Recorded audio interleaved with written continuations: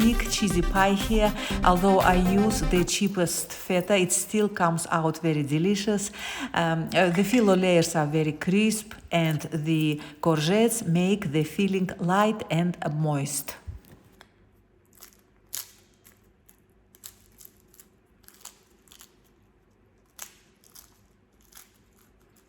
So the recipe ideally calls for a lovely, creamy, lush feta. Here I have the cheapest feta I could get, which is Greek-style salad cheese. It is pretty hard and dry. To make it more smooth and rich, I just mash it well and add a couple of spoons of a sour cream here. Of course, the pie is big. It fills 30 by 40 standard oven tray. It takes 700 grams of cheese. So within this amount, I tend to mix it partially with some other remnants of other cheese. Here I have some grated mozzarella.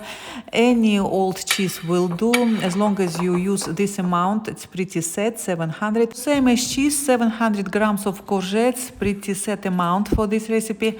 Weight peeled. So I grate them and then I try to squeeze the excess of juice out. These particular ones are not very juicy, but they could be quite watery. In that case, try to squeeze out excess of liquid well. You don't want the filling to be too watery. 2 large eggs go in, so good mix. I did not add any salt. It was a bit undersalted, but fine to our taste, so it's up to you. And also I've added some Italian seasoning. This is totally optional, of course. So melt some butter, oil and yogurt. Here we're making a spread which we're going to put between the layers of filo pastry. So this proportion of yogurt to butter and oil is just suggestion. I personally varied it from the original recipe. So within this amount of 350 or so liquid, which is oil, melted butter and yogurt, do vary. Add more butter, less oil, or omit butter altogether. It all depends how rich you want your pie to be at the end. Now sift in 120 grams of plain flour and also 12 grams of baking powder or 1 sachet. I added in as well.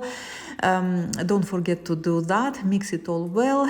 The mix should be easily spreadable. If you think it's too thick for your liking, you can add a couple of spoons of yogurt or milk. Oil the tray well, and when dealing with filo, always keep kitchen towel handy. Keep it covered at all times because it dries out really quickly. A fun bit now, assembling the pie.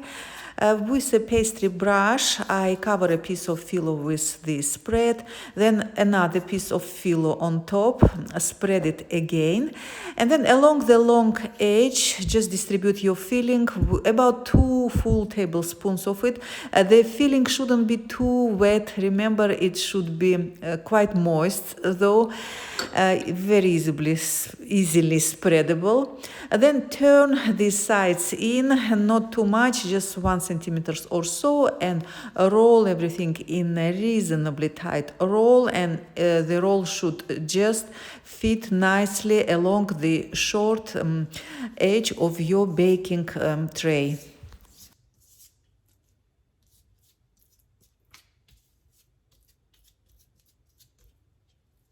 My spread is just about thin enough to be easily spreadable. Last time I had to add some milk. I think this time my yogurt was very thin and runny. That's why I didn't have to add any milk or any extra yogurt. So just play by ear here.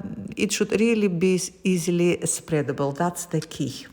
Normally, a couple of pieces of filo are left spare. I quickly use them right away because otherwise they will dry up and be wasted. This time I made a quick cheese triangles. If it's 3 or 4 pieces of filo left, you can always make a quick apple strudel. So we didn't have enough spread for the very last actually sausage, but and also of course we need a lot of spread on top of the pie, plenty especially between the sausages so they will glue together to become a single pie as it will be baking. Takes only a couple of minutes to make some more. The filling amount was just enough. I baked the pie for 35 minutes, 180 fan, and about 20 minutes in I did cover it with the foil because the top was getting quite colored. It's absolutely lovely pie. Enjoy!